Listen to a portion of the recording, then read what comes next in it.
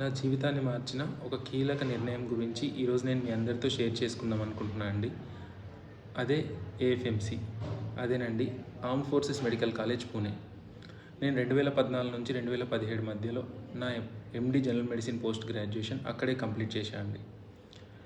AFMC Pune నా జీవితంలో ఒక కాలేజ్ మాత్రమే కాదు, నన్ను ఒక మంచి డాక్టర్గా, అంతకంటే ముందు ఒక మంచి మనిషిగా తీర్చిదిద్దిన ప్లేస్ అండి.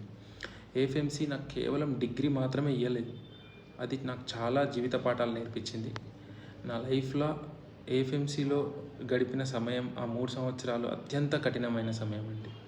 నన్ను ఒక డాక్టర్గా, నా వ్యక్తిత్వాన్ని మౌల్డ్ చేసిన ప్లేస్ అది. ఎందుకంటే అండి, డైలీ మార్నింగ్ మా ప్రొఫెసర్స్ 7 o'clock వార్డ్స్లో ఉండేవాళ్ళండి. సో మేము 6 o'clock హాస్పిటల్లో ఉండాల్సిన అవసరం ఉండేది. అందరు పేషెంట్లను చూసి తర్వాత డైలీ నైట్ ఇంటికి వచ్చే వరకు 12:30, 1 అయ్యేదండి. ఎందుకంటే పేషెంట్స్ అంతా కంప్లీట్ చేసుకొని అంత వర్క్ స్ట్రెస్ ఉంటుండే. మా ప్రొఫెసర్ మాతో first day of my college ఒక మాట చెప్పారండి: బుక్స్ చదివితే ఏం రాదురా, పేషెంట్తో మాట్లాడు, పేషెంట్తో మాట్లాడు, పేషెంట్తో మాట్లాడు. 3 years ఎండీలో అసలు కంప్లీట్గా మాకు ఇదే నేర్పించారండి. ఏఎఫ్ఎంసి గురించి ఈరోజు ఎందుకు చెప్తున్నా అంటే, August 4th AFMC formation day అండి. 1948లో ఏఎఫ్ఎంసి స్థాపించబడింది August 4th రోజు. అప్పటి నుంచి ఇది ఒక prestigious medical college in India. ఎప్పుడైనా మెడికల్ కాలేజ్ ర్యాంకింగ్స్లో టాప్ 3 మెడికల్ కాలేజెస్లో ఒకటండి ఏఎఫ్ఎంసి. ఇక్కడ కేవలం వైద్యం మాత్రమే నేర్పించరండి, మనకు క్రమశిక్షణ, సేవాభావం, ఎంపతి, కరుణ, ఇవన్నీ ఒక వ్యక్తిలో ఇన్స్టాల్ అయ్యేలాగా చేస్తారండి. అక్కడ వర్క్ కల్చర్ అదే విధంగా ఉంటుంది. ఎందుకంటే మేము ట్రీట్ చేసేది చాలా మటుకు సైనికులను, వాళ్ళ కుటుంబాలను. ప్రతి గాయపడ్డ సైనికుని వెనకాల ఒక కుటుంబం ఉంటుందండి, వాళ్ళదొక త్యాగం ఉంటుంది. వాళ్ళని ట్రీట్ చేసేటప్పుడు వాళ్ళు మన ఫ్యామిలీ మెంబర్స్ అన్నంత డీప్గా తీసుకొని ట్రీట్ చేసేవాళ్ళం మేము.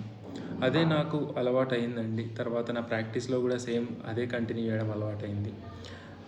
సోల్జర్స్ కానీ, వాళ్ళ ఫ్యామిలీస్ కానీ, వాళ్ళ బాధ వినడం, హెల్త్ ప్రాబ్లమ్స్తో పాటు వాళ్ళ ఫ్యామిలీ ప్రాబ్లమ్స్ కూడా వినడం, వాళ్ళకు ధైర్యం చెప్పడం, వాళ్ళకు ట్రీట్మెంట్ చేయడం, ఇవన్నీ లైక్ 3 yearsలో అత్యంత మధుర క్షణాలండి.